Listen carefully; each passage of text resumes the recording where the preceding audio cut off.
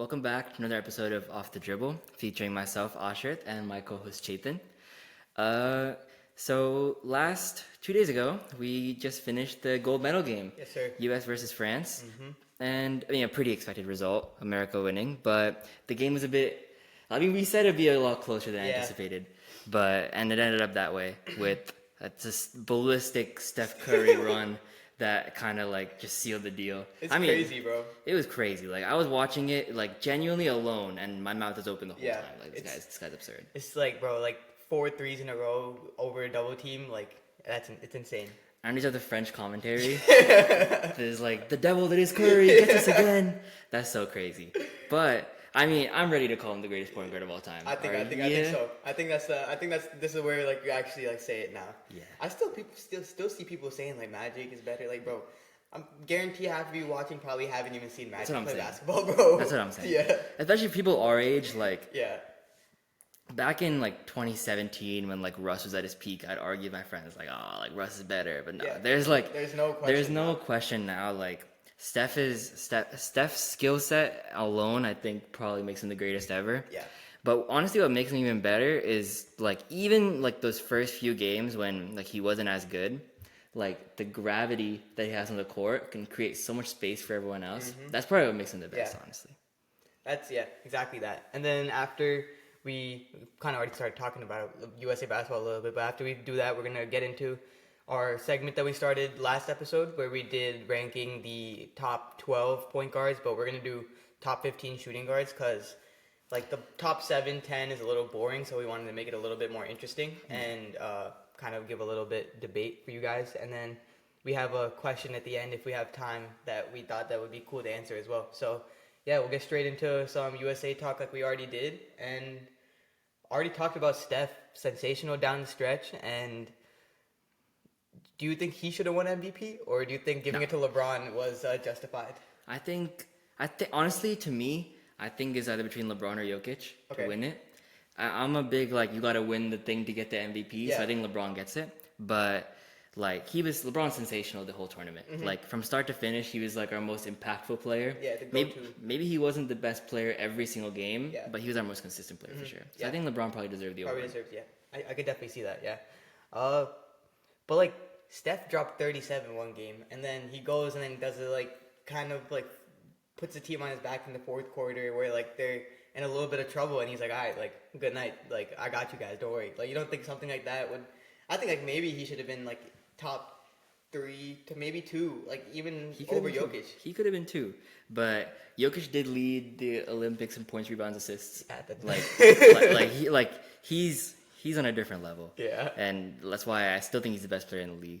But, Steph made a case. He went 17 for 26 from 3 in those last 2 games. Crazy, in 2 games, he went, I think he made more threes than, the rest of the team did combined for the rest of the Olympics. He missed 9 threes in 2 games. It's insane, bro. It's absurd. And, again, solidify what I said before. He's the greatest to ever do it as the point guard. He might be top 10 all time. He probably is top 10 all time. Yeah. And people always say America is such a stacked team, so the Olympics doesn't really do anything. But they're real legacy builders. LeBron's maybe the legacy isn't improved by that much, but it's still a third gold medal is still something. Yeah. KD's 4th gold medal is still crazy. 4 gold medals is insane. Yeah. No one's ever done it before. No one's ever done it before, so that's the first time. And it's just crazy to see how the older generation is just you can kind of see the torch is being passed a little bit. LeBron, Steph, KD, they did their thing this time, and then maybe next Olympics in 4 years you'll see a whole new starting roster. Because at that point LeBron's gonna be 43, 44. He's not playing. I hope. I mean, we've been saying he's gonna keep retiring for the past 3 years, and he hasn't. So you never know with LeBron, but I think there's an 85% chance that he's not gonna play. Curry's gonna be 39? 39, yeah. 39, yeah. That's old as shit too. But he could still play. Yeah, he could still play. Provide the team some veteranship, some shooting as well. KD's gonna be what? Same age, 39. 39, yeah. I don't think KD would. No, KD's done. He's done. He's given us so much. He's done way more for America that he needs to do. So that's that. But yeah, if we're just looking at the game in general, what surprised you the most on France's side? Because we are talking about USA a little bit. So if we just go towards the other side, for me, what surprised me the most is how it takes so much talent to be a 20-year-old. Yeah, bro. He was great. Yeah, it's like he in the beginning of the Olympics he wasn't playing too well, like in the trial games and things like that. But like when he found his rhythm, like he looked like a generational player. Like we all saw him during his rookie year. Like FIBA rules benefit him so much because you can get that ball when it's still above the cylinder. Yeah, and like he had a couple of dunks like that against us that like KD and AD were like, no, it's a goaltend, but it's not. It's not. Yeah, and like he benefits a lot from that. It was terrifying when like I thought we were in for a great game when he pulled up for that first three and laced it. Yep. And that was like he's 20 doing this. He said it after the game. He was like, I'm learning, I'm picking things up. I feel sorry for my competitors in the next 4 years. I feel sorry for them too. That's a savage thing to say. Yeah. He's different. Yeah, it's insane to just see that. And then some other, like a really surprising player that on France, Yabusele. Yeah. If you want to talk about him a little bit, he was in the league for a little bit. Celtics. Yeah, Celtics. He was on the Celtics for a bit. I think he played on the Nets as well for. He might have. He jumped around a lot, but he had a great Olympics. Do you think that there's a chance that he can 100%. find his way back in the league Yeah, after this? he just tweeted, I think, that he's ready for a second chance. Okay. You know Rich Paul's waiting outside Yeah, that he's house waiting ready. He's ready to sign him. Yeah. So I'm sure that he's going to get it. Yeah. But and anybody could use like that big sort of low post presence that can also shoot 40% from three. So he's going to get a contract. Yeah, he's going to get the contract. And you know what's also crazy? I saw a tweet about Bogdanovich. Someone was like, yeah, whoever this guy is, you need to get him an NBA contract immediately. I was like, yo, that's how you know someone doesn't watch basketball, bro. He's not even like a. He gets real minutes. He gets real minutes. Yeah. Like I'm pretty sure he didn't start for the Hawks, but he came off the bench. He might end up starting this year for the Hawks because they don't have Murray anymore. Yeah. But yeah, so we also talked about this a little bit last episode. Kind of just based off of what you saw now, who do you think is going to be 2028? Starting five. So I think like a couple no-brainers for the team because I don't know if we're going to assume that Jason Tatum and Jaylen Brown won't do it. Because I don't think of what happened, yeah. Like Jaylen Brown and like Grant Hill's relationship is probably like out the window. Yeah. And Jason Tatum probably hates all of them right now. Mm-hmm. So I don't know if they're going to do it. So excluding them, and it's like a guarantee. Yeah. I think Book's a guarantee. And I think Halliburton's a guarantee just because of he was on this team. And Halliburton at that point will also get consistent minutes. Exactly. Yeah. So my two after that, I think would be Paolo and Bam. That would be an amazing starting five. But I wouldn't be mad if Chet started either. Like with the progression, if he's as good as Chet Bam backcourt. Frontcourt, that would be. Oh my god, that's like because defense. Chet can shoot too. Chet can shoot. Bam can shoot. Bam can shoot. He's expanding his range. Like you see it happening. Yeah, I don't know. I could really. I think the more logical one's probably Paolo. Yeah. Because that's kind of we kind of see the progression with him. Yeah. But I hope Chet starts. And I hope J-Dub finds his way in that would be J-Dub off the bench as well. That'd be crazy. Yeah. Progression of the young players. I also think Ja should be a lock as well. Yeah, Ja's got to play. Do you think players like what he did off the court is going to affect because you're representing a country, right? You think that goes into consideration? 4 years later that Ja can get away from from all that, yeah. Every most athletes end up having this sort of some sort of scandal. Yeah. LeBron somehow avoided it for 25 years, but everyone has something. Yeah. So I hope Ja avoids it. Brunson should probably be on that team too. Yeah, Brunson should definitely be on that Donovan Mitchell should be on the team. Yeah. But we have so many guards that you need bigs. And we have Chet and Jaren Jackson, Evan Mobley. That's about it, really. Yeah, you're kind of banking on, especially in the center power forward range. You're banking on young players going into the next Olympics. I feel like because you're gonna lose the scoring of KD. That's out the window at next Olympics. And then you think AD is gonna play? He's gonna be 34. Yeah, and knowing him, he's already made up glass. Yeah, I think they might age him out. Didn't want to say it, but it had to be said. Yeah. So, congrats to Team USA again for winning gold. It's a dub. Also, Team USA Women's also won gold. I don't know if you. That was a crazy game. Yeah, that game was crazy. That was a nuts game.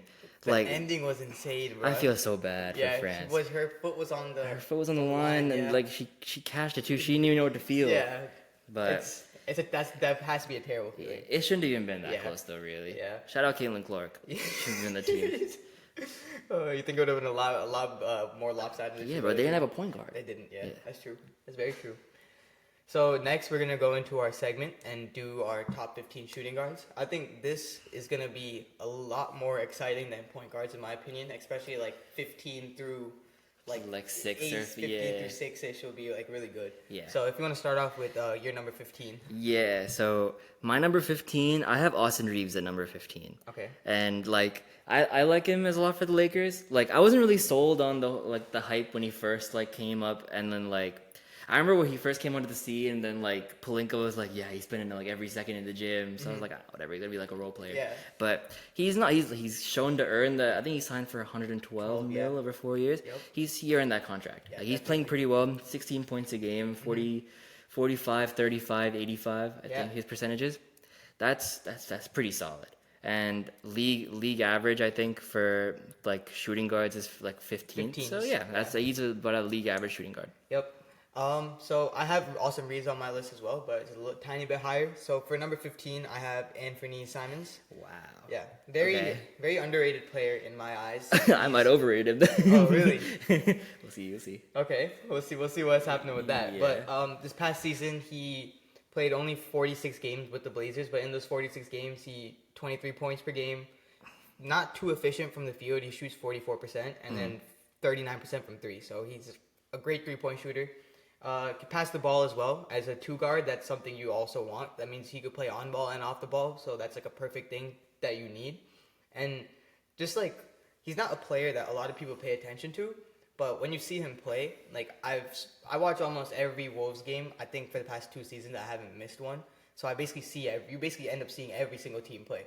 And I think one game the Blazers were like down 20, and then just because of Anthony Simons' ability to just get hot so quickly, he's like that kind of player. Like once he sees a couple shots go down like back to back, you can't slow him. It's like really hard to slow him down. But like the thing with him is he has to get into that rhythm.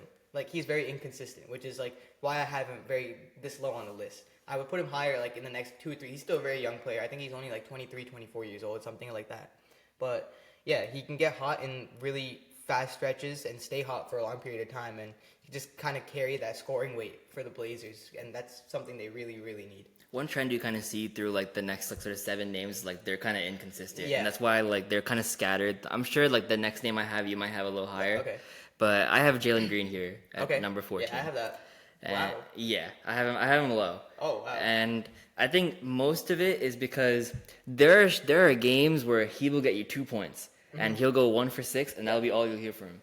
And then he'll get you 40. Yeah, that's what. And it's dad when he became a dad. Yeah, exactly. I have it here. Actually, after he had a kid, he averaged 33 a game. 33 a It's game. in his notes. Yeah, 33 a game after having a kid is wild. But he's not. I hope he's not having a kid every year. Bro. So he has to. Like my critiques of him, I guess, is super inconsistent. Yeah. So if he can find a way to like leverage his talent into something like tangible, that'd be like ideal. But he just doesn't play defense. Yeah, he doesn't. Yeah. So, I like the potential, like incredibly exciting player to watch. But so are other people on this list who kind of do it at a higher level. efficiency and more consistently. Exactly. So that's why I have him a bit lower. So I do have him kind of higher, but that was basically me saying off his potential. But at 14, I have Malik Monk. Okay. I think that's like a perfect place to put like almost for 2 years in a row a 6th man of the year candidate for 2 years in a row. Like he's like the missing piece for the Kings in my opinion. Like when he's not active and can't play, that bench scoring and that like scoring punch next to De'Aaron Fox, it's really hard for them to find. Like you saw Keegan Murray kind of step up a little, and he had that one game where he made 13 threes, but you can't expect that out of him all the time. And Malik Monk is also like super, super clutch. Like you see, like they give him the ball in the 4th quarter with like 3 minutes left. And he's cold. And he's so cold. And that's crazy to think about because last year De'Aaron Fox was like led the league in 4th quarter scoring. Yeah. Yeah. So it's crazy to think how you're giving your bench, your 6th man, the ball with like 3 minutes left in the game. That's how much trust you have in him. So just being a 6th man and putting up like close to like 15, 16 points a game on pretty efficient shooting and just giving that energy burst off the bench, that's like what you can ask for any team. Fair. So I think next is 13, and I have RJ Barrett here. Okay. And most of it is because after he went to Toronto, he really stepped his game up, averaging 22 points a game, 56% shooting from the field, and 42% from 3. Yeah. That's solid. That's solid, yeah. That's solid. And like a a lot of like the negativity around RJ Barrett's like surrounded about him playing on the Knicks. Yeah. And he wasn't that great on the Knicks. Like he's pretty one-handed. Like all he could really do is with his left hand. And like once him and IQ got shipped to Toronto, both of them really leveled their game up. Yup. And you got to see RJ Barrett with a little more higher usage, like perform a lot higher. Especially the 3-point shooting was a real shock to me because I never really considered RJ Barrett like that kind of a high volume threat. 3-point shooter, yeah. But he was shooting a pretty high volume, make 40%. That's solid. It's really good. That's very good. So I have him. I think 13 is a fair spot for him until we kind of see where he ends up. Yeah. But yeah, I have him here. So at 13, I have Aashrith is actually his biggest D1 number one hater in the world. I have Bradley Beal. Yeah. And he doesn't have him on the list, which I think is a little preposterous. It's kind of crazy. Like, Bro, you gotta put a tiny bit of respect on Bradley Beal's name. Like I get it, he's not what the Suns need, but so we look at his stats right now. This past season with the Suns, he averaged 18 points a game, 4 rebounds, 5 assists on 51% shooting, which is not terrible. it's good. That's good. And 43% 3-point percentage. So during the regular season, like, he wasn't bad. He was pretty solid. All right, this is one of those like It's boomer more- moments where I have to say like, oh, did you watch the games? Yeah, but that's more of like where you're expecting him to come in and take over that. The whole reason the Suns were so bad is because they kept D-Book as the number 2, and they tried making Bradley Beal play the number 1. Yeah. If you watch Bradley Beal play, even when he was on the Wizards, he can't beat a point guard. He needs a point guard next to him. So, like, the trade in the beginning, in my eyes, didn't make sense from, like, at all. It didn't make sense to, like, so most people. you can't, like, yeah, I get he's regressing a lot, like, from last year to this year, and he doesn't play defense, he doesn't, like, looks like he doesn't put in effort, like, things like that, but he's still giving you, like, pretty good production. You're slandering him more than I am. I'm not trying to, I'm not slandering him at the same time, I'm trying to help him out, too. Like, he's giving you that number 3, as a number 3 option on a team, like, what more can you expect than 18 points per game on 50% shooting and 43% from the 3? At 43% was, like, I think, top 5 in the league as well. Yeah, but like if you look at like the shooting stats of 43%, like he made 1.9 threes for every 4.4 he shot. But the season before that, he shot 36% and made 1.6 for every 4.4 he shot. Yeah. So it's not really that much of a difference. It's just low volume, but again, like I just don't think he's that good of a player anymore. Yeah, and I feel like if you put him back on a team that has a pass-first point guard, he can be a consistent 25, 24 point per game scorer like he was on the Wizards. Because, like, he's not old either. Like, what is he, like 30? 31. 31, yeah, he's 31. Like, that's not, he still has like a year or two left in him that he can still go out there and average 23, 24 points a game. And it's not like he doesn't depend on, like, his athleticism. He doesn't, he uses his handles and, like, the way he literally, it's just contested shots. I'm not gonna lie. Yeah. He makes the hardest fucking shots possible. Like when he was on the Wizards, I was a huge fan of him. Like he was solid. He was like before like right until the 31 point per game season, he was solid. Yeah. But yeah, I still like have the respect for him. It's still there because I feel like he gets too much hate because he was put in this situation and he was given a job or a position to play that he never played before for like the last 10 years. 11 years he's been in the league. So, yeah, I just think that's why. I don't want to harp on Bradley Beal, but he put himself in the situation. He has a no-trade clause. That is true. But, yeah, whatever. We'll move on to the next guy. So, at 12, this is the 4th tier. So, at 12, this is one of those players, like, similar to Bradley Beal, where I don't really know. There's more respect for his game than anything. And you could argue that I should have the same respect for Bradley Beal's game, but I have Zach LaVine here. Okay. And like Zach LaVine's numbers last season took like a steep decline. Yeah. But it was mostly because he was injured and didn't want to go to the Pistons. Yeah. So he just got surgery. But prior to that, consistent 24 point per game score on like high efficiency. Like when he's back and healthy, he's always been like that sort of solid, like borderline all-star to all-star level player. It's just last season was such a decline in like everything. And he just looked like he didn't want to be there. So, like, I completely understand if someone didn't have him in their rankings, and even the top 15. But, like, I just like him as a player, and, like, I think, like, that kind of style translates. And he's young enough to, like, where, he's like 20, I think he's 1 year older than Cat. He's so 1 year older than 20, Cat, so 29. 29. Yeah. So he's young enough to where like he should be able to like still make a yeah. difference. But again, the ACL injuries he had earlier might catch up to him too. So that's true. Yeah. So we're on number 12, right? Yeah. Number 12, I have Austin Reeves. okay. So like you kind of hit every point. Like Austin Reeves, like on a Lakers team where they need, at the point where he kind of emerged, they needed like an option, someone that can come off the bench, give you a third scoring option because D'Lo wasn't doing that, so you needed someone else to do it for you, and he stepped up to that role. And ever since then, he's been consistently doing it, and he's gotten better almost every single game, not even like year. Every single game he's gotten better, and he worked his way into the starting lineup. Yeah. He's also a very great defender too. Yeah. Like he's solid. Yeah. He gets after it. Yeah. He's like a really good hustle player. Has a really good motor on him. Like he'll get after the ball. He'll put 100% effort in, and if you do that, and like you said, like he's in the beginning, Palenka was saying he's like always in the gym. Like you mix effort and hard work together, like you always be consistent. Yeah, that's true. So at number 11, I have Cam Thomas. Okay. And like this is just like honestly, like if you wanted to swap him and Jalen Green, like they're so similar in terms of like the vibe they play off. Yeah. Just don't pass, just straight offense. Like there are times where Cam Thomas takes like a 360 fadeaway instead of passing to the open man. Like he's such a like I'm just gonna tunnel vision. I'm gonna shoot. But he's so fun to watch. Like I used to turn on Brooklyn Nets games like just to watch like Cam Thomas hoop. Yep. And if you didn't, you'd either get like an 18 points on 27 shots sort of game, or you get like a 40 piece. And there is that one stretch in the season where where Steve Nash just wouldn't play him. Yeah. But he played him for 3 games and he had 36 in all those games. Yeah. So he's a professional scorer, and I think his sort of play translates a little better than Jalen Green's. Like he's not as dependent on his athleticism. Yeah. So I have him a bit higher, but again, if you want to have Jalen Green higher than him, it's also like the same kind of player. So at number 11, I have Tyler Hero. Okay. I don't know if you have him on your list. I do. Okay, you do. Okay, yeah. So Tyler Hero, I feel like he doesn't get talked about enough. Like when it comes to like shooting guards or like people like that can put the ball in the basket, like he doesn't get talked about enough. He's been in the league for five seasons, and the past 3 seasons he's been so consistent from season to season to season. The only problem with him is he doesn't play games.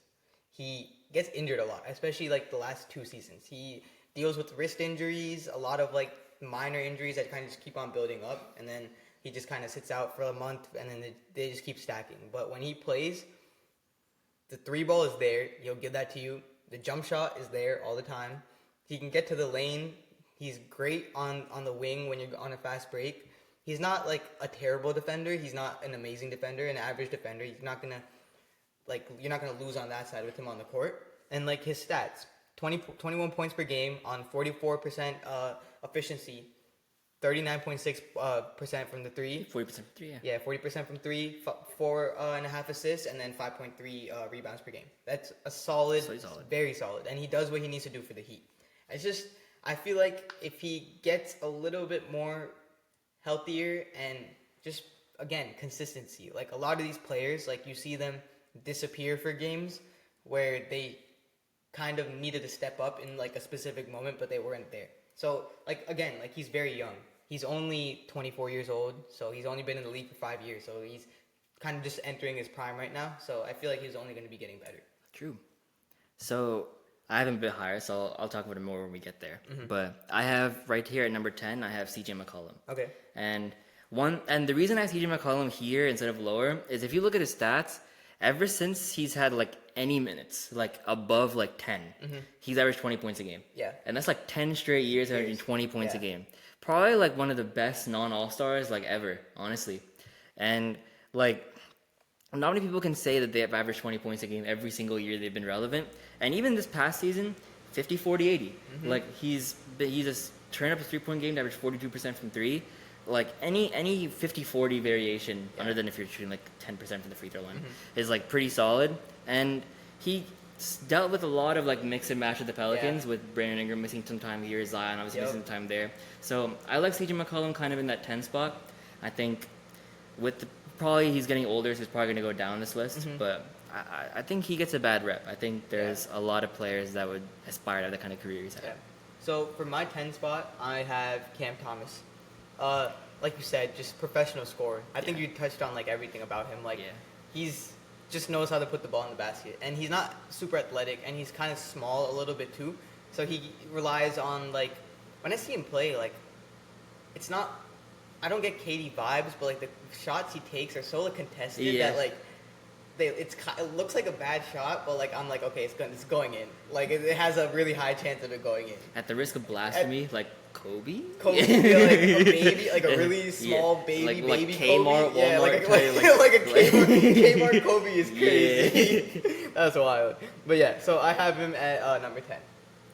So at number 9, I have Anthony Simons. Okay. And like you touched on most of Anthony Simons, so like quick gloss over it. Like I really just like his offensive ceiling. Okay. Like even when Dame was there, I was hoping that Dame would leave so that Simons could kind of take over that sort of like lead guard role. Yeah. The Blazers are a mess. Yeah. So like I think it's more likely he gets traded to like Orlando than he actually like fills out his career. Yeah, I mean. They have Scoot Henderson and Shaden Sharp. Yeah. Shaden Sharp's literally a 2, yeah. So he's gonna take his spot.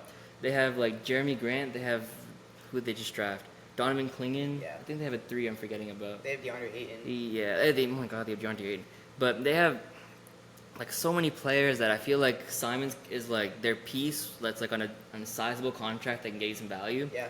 I think he's as good as gone. So I'd like to see him on a better team. Mm-hmm. So he can actually show how good he is, because when he gets going, like he gets going. Yeah. Yeah. So for mine, this is number 9, right? Yeah. Yeah. Number 9, I have Jalen Green. Okay. I put him above Cam Thomas just because coming out of like college or Ignite, whatever you want to call it, where he played, like the hype was always there, and you saw it translate his rookie year a little bit. You saw flashes of it, but you saw it translate a little bit more his second and third year. So my biggest thing with him is like he doesn't play defense. Like, at all. Like, and again, I'm huge on defense. Like you can't just. That doesn't surprise you even this high. Yeah, like, but I have him this high because like kind of how Trae Young is. Like the potential for Jalen Green is there. Sky high. It's sky high. Like he has the athleticism. He could jump with anybody. And like if you look at him, he doesn't look like the type of guy that can like put you on a poster. But he will put you on a poster. Yeah. And top 3 dunker. Yeah, in the league, top honestly. 3 dunker in the league probably. When he was in high school, bro, the dunks he was doing were crazy. It was insane. But and then an amazing 3-point shooter. He can get to the rim at will just because of how fast he is, how high he can jump, just how like he can just float over defenders. But again, like he has to be a lot more consistent. Like you can't drop 42 points over a span of 1 week and then average 12 points the next week. Like you can't be doing that. So just a little bit more consistency out of him, and even if he gets a little bit more consistent, the Rockets in general would just be a lot better team. Yeah. The Rockets need like that go-to scorer. They don't have like a go-to like I'm gonna go and get you a bucket right now. They have a bunch of people that can do it at different times. But like, how do you know that at the time you need one of them is gonna do it? You need that one person. Right. So right here I have Tyler Hero at number 8. Okay. And you've touched on most of it. One thing I would like to touch on, though, is that he's a much better playmaker than people give him credit for. I think he had a game this playoffs where he got 12 assists. Yep. Like, he's a really willing passer, and Miami kind of pigeonholed him into, like, playing point guard this season because Terry Rozier got hurt, and, like, they had no one. I think Kyle Lowry this season? That was last season. That was last season, yeah. They had no one. Like, who else did they even have? I'm really trying to think off the top of my head. I think they played Tyler Hero at point guard in the playoffs. Yeah, they played him at point guard. That's so crazy because he's such a good like off-ball scorer that like you can really use him so differently. But hey, I mean he's been put in so many trade rumors that I think one of them probably going to materialize. Yeah. So wherever his next team is, which I think that's going to happen, I hope he gets to show a lot more potential because he's my 8th best shooting guard. You're like 11th best. 10th. So 10th, so he has a lot of room to grow, and he's going to be pretty good in the future. So we're on 7 now. It's your 8 right now. Wait, 8, yeah. So my 8 is CJ McCollum. Okay. CJ. You got him higher than me. Yeah, just a little bit higher than you. CJ's always been underrated his whole career. Like he's averaged 20 points per game every single year. Kind of took the shadow. Like Dame took his shadow a little bit. Like Dame was kind of had all the hype when he was in Portland, but like that team wouldn't have done what they did like without CJ. Yeah. Like he's the perfect like number 2 guy, but I just feel like it won't. He's not the type of guy you pair with another ball dominant guard. Him with like a sort of like lead wing. Would be amazing. Mm-hmm. Like him with like a Kawhi Leonard, Kevin Durant would be crazy, something like that along those lines. But like again, he could still get it done. How old is he? He's CJ's probably 31. Yeah, 31. Mm-hmm. Like still like not super old, Mm-hmm. and it's not like his game is like gonna regress so exponentially because he doesn't. Again, it's not super athletic. He's a really good jump shooter, 3-point shooter, really effective, really efficient, and yeah, he's just like also gonna give you a really good veteran presence on any team as well. So yeah. Fair. I'm wondering if you have my next name on your list at all. Okay. Because it's kind of like, actually, yeah, you should have the name, but it's Derek White is number 7. You don't have Derek White on your list. Yeah, no, I don't have Derek White on my list. I think I honestly was really tempted to put Derek White higher. I don't think. But Damn, I think the next person I have on my list, you don't have on your list. I don't think so then either. Yeah. But I have Derek White here, and like in terms of players I'd want on my team, he's probably 3rd on this list for me. And because his versatility is so high, Yeah. you saw my team you say he can fit in any role. Yeah. One of the best defenders in the league, probably maybe top 5, honestly. Yeah. And his 3-point shot is valid. Like he like, except for those like Celtics fans tell me that like this 3 always goes in. He's just weird. Like on a fast break, he'll just pull up for 3 on the top of the key. He'll like bank it. He'll like some. I remember in the playoffs, it literally just hit the backboard. I know. So like Celtics fans tell me that like this is like it's cash all the yeah, time, but like, I've never seen it go in. Yeah. So like maybe it does. I don't know. Celtics fans, comment down below. Are we sure like that we trust all Celtics fans? Like that we? I don't think they watch every basketball game. Yeah, come on now. that's also true. We know a couple Celtics fans that don't really watch basketball. Yeah, come on now. But I have Derek White here. I think he's like the quintessential role player. Yeah. Like JJ Redick essentially based his whole podcast off this guy. So I like Derek White number 7.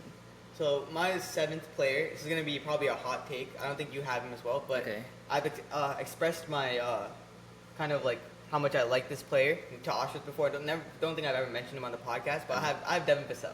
I have Devin Vassell here on my list. Oh, okay, yeah. okay. I have him higher. Okay. Oh, nice. All right, perfect. Okay. Like literally, He's if you awesome. ask any basketball fan or someone that watches basketball like casually, they won't know who he is. I'm intrigued by your list. Yeah, they won't know who he is. Uh-huh. They're not gonna know who Devin Vassell is. Then you turn the TV on and you watch the Spurs play. Sometimes, like last season, it was Victor's like rookie year, obviously. Okay. But there were games where he was the best player on the team. Yeah. Like 100% by far.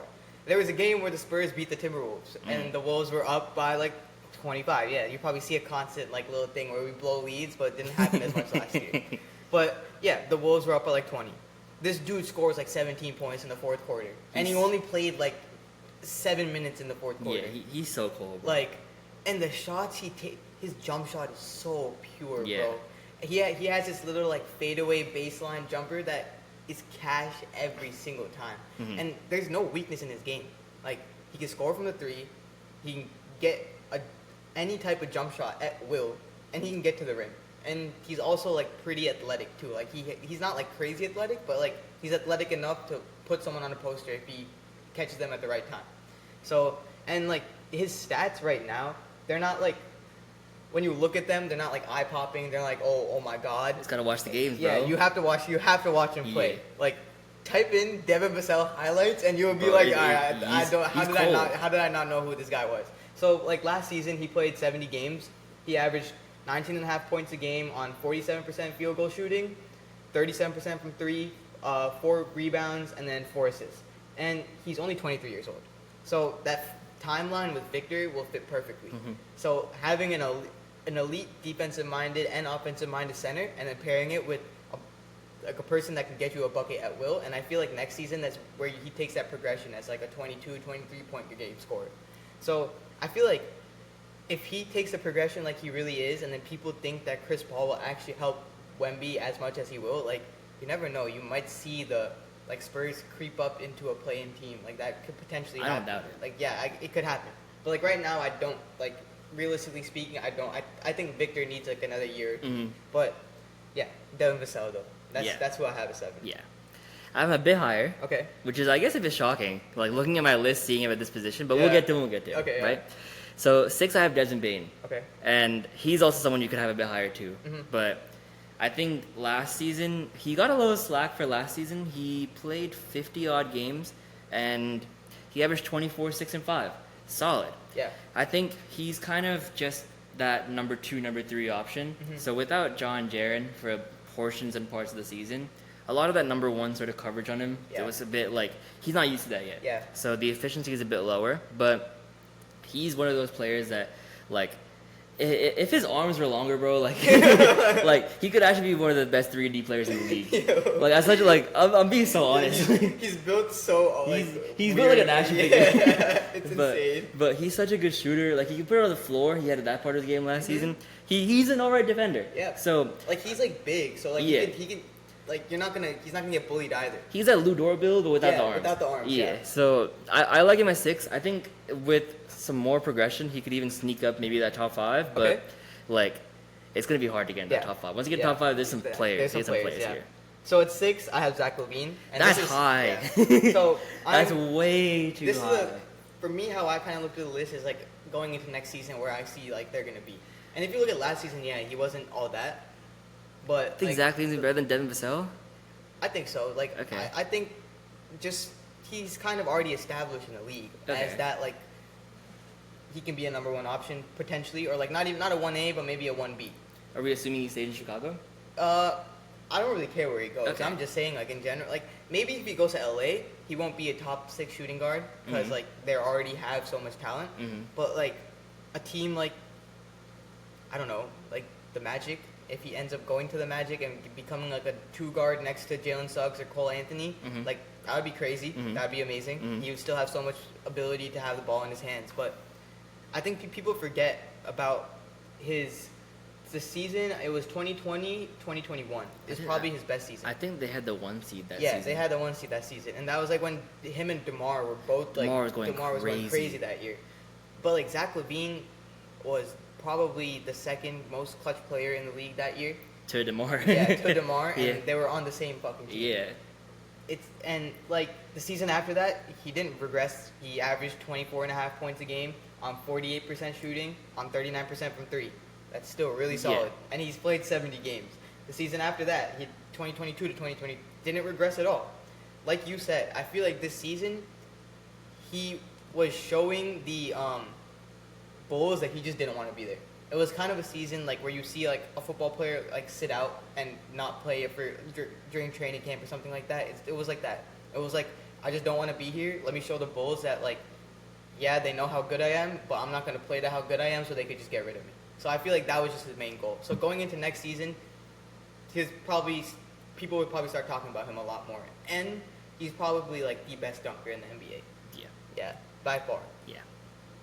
So now we're at the top 5. Okay. And this is where I have Devin Vassell. Okay. I genuinely think he's top 5. Yeah. And like, you covered most of it. I won't spend too long on him. But like, my first 2 words in my notes were super raw. Yeah. Like, he's so cold. And like, I think I really like pure scorers. So like, seeing the way he gets to the basket, his mid-range game is like so automatic. Bro. So I honestly think he'll be higher on this list at the end of the season. Yeah. But I think 5 is like a pretty respectable place for now, considering like the 4 above him are pretty established. Pretty established already. Yep. So for me, for my 5th player, I have Desmond Bane. Okay. And I think this is like kind of the season based off what he had without Ja there, and he kind of was given that offensive workload, and you saw what he did with it. He did amazing with it. Like there were some times like you kind of could see the uncomfortability with him, like not getting the matchups that he's used to, but like after 1 season with the experience, he'll have that next step. And then next season, he's going to have a lot more room to do what he wants because Ja is going to be there. So all the attention is going to go back on Ja. So now he's going to have a whole side of the court to work with. And like he progressed from a spot-up shooter to like someone that could put the ball on the floor now and get his own shot whenever he wants. And like the way he shoots, it's a little weird. Like he shoots it's like a little like it's like a quick ass. It's like a little push shot. Yeah, I don't know, but yeah. So I have him at 5. So 4, I actually sent my list to my friends to like see if I was missing any names. Yeah. And like the one that was commented on was that Jaylen Brown is too low, but I'm gonna still keep him here anyways. Yeah, I have him at 4 as well. Yeah, so I have Jaylen Brown here, and like two MVP awards in the playoffs this season, pretty solid. I think some of that is because like Tatum just didn't play well. Well, and also like Tatum gets like probably double teamed. And Yeah, most exactly. Of the coverage goes towards him. And I have that on my notes as well. Like, I would have him higher. Like, I think not 3 and D, but he's very Great versatile. defender, yeah. Great defender, best defender in the playoffs. Yeah. Probably, and like super underrated. But without him going on his own team and kind of showing that he can handle that sort of first coverage, it's kind of tough for us to rate him above like the 3 names that are above him, because the 3 that are above him get like that best defender every single day, and Jason Tatum gets that right now. So on a team like the Pelicans that gets Herb Jones on Jason Tatum, he gets like Trey Murphy, which is Trey Murphy's a solid defender, but like it's not no Herb it's Jones like level. the levels are like crazy. Herb Jones could put you in a prison cell exactly. for 48 minutes. Exactly, it's actually crazy. Yeah. So I also have Brown at 4. Kind of like what you were saying, like he's like that perfect 1B. I want to see him take that progression as a 1A, but like I don't think you're gonna see it anytime soon. Like the Celtics are gonna be a team, like they're gonna kind of keep the same core for a decent amount of time. 3-4 years. Yeah, 3-4 years. I don't think they're gonna split up the Tatum Brown pairing for a while either. Like I don't think that's gonna happen. They're just gonna try and like why would they? They're so good. Just build around them. Like as Holiday and White and Porzingis get older, just keep building around those two. I think that's like their whole plan. I agree. Yeah, and also like I just fully think that the other 3 people above him are just better. I think they're just better basketball. Yeah, that's also true. So right here, the top 3, just like you, I think it's pretty like between 4 and 3, it's pretty. The gap's pretty big. Yeah. So I have Donovan Mitchell here. I think 3. our top 3 is probably very similar, except 1 and 2. Yeah, 1 and 2 is probably switched. So Donovan Mitchell right here, injury plague season still gave you 25, 6 and 6, and like he came in as a rookie and was still giving it to everyone. He averaged 20 as a rookie. And gave it to us, gave it to the Thunder. Yeah. He took us out of the playoffs, and like he was great in that series, and he's only been better in playoff series ever since. In the bubble, he was a demon, and I think that sort of like big game performance is like super underrated. Like the players under him, they haven't like. I know Jaylen Brown has a ring, but Donovan Mitchell has a 70-point game. Yeah. Like I just think there are levels in terms of like how good, how much you can score. Exactly, and he's always been that sort of consistent scorer, consistent playoff performer. Even this season, he was hurt, and he was still giving it to the Celtics. So, there are some like mild defensive concerns. For me, I know you value defense a lot. For me, it's like he's so good at scoring that it kind of offsets the defense a little bit. So I have him 3. He's a pretty clear 3 to me. Yeah. So for me, same thing. I have him 3. Like he's gonna go out there. He's gonna get you a bucket. He can score all 3 levels, and even with how like short he is and small he is compared to every other player. He doesn't play like it. He doesn't play like it. Like a lot of his points come in the paint. Like it comes of him like driving and like forcing his way into the paint. And he's also a very like his 3-point shot is like people know how good it is, but I don't think people realize like how elite it is.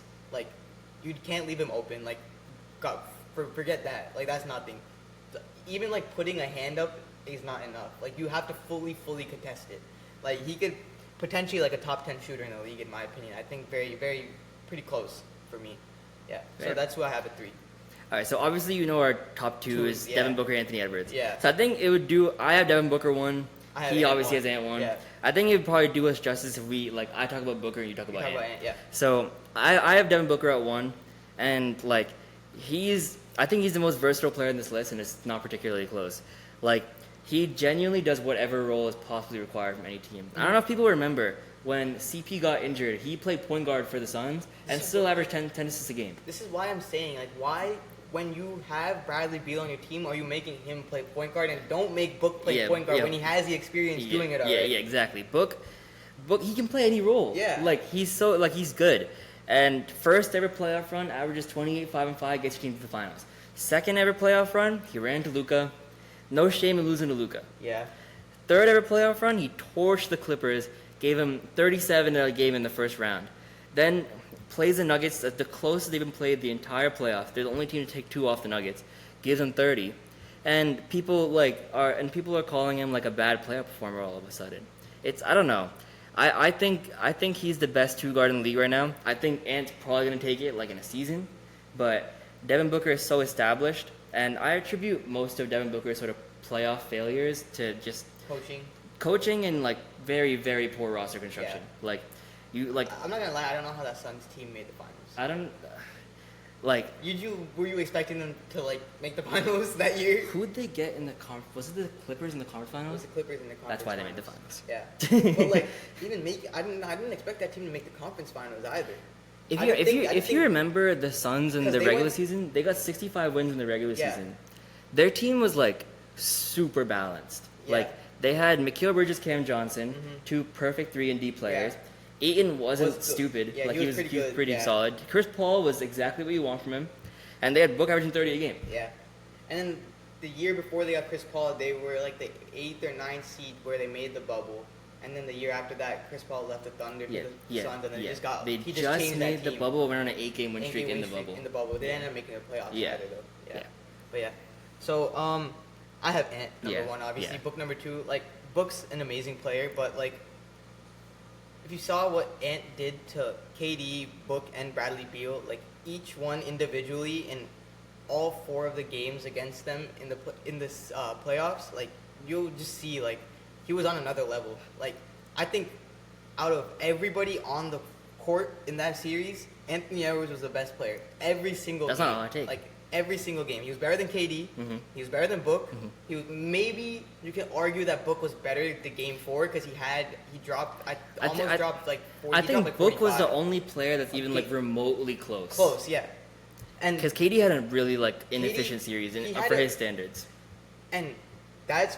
I'm gonna credit that to the Timberwolves defense. I'm not crediting that to KD being bad. I'm crediting that to like Jaden McDaniels, Rudy Gobert coming out on the perimeter. Yeah. There is a very clear clip of Rudy literally stripping KD on the perimeter, and then Ant takes the ball and goes for a dunk. Yeah, like that whole series, and then like that's kind of where you saw like Ant stardom. You saw the stardom through the season, but you saw like.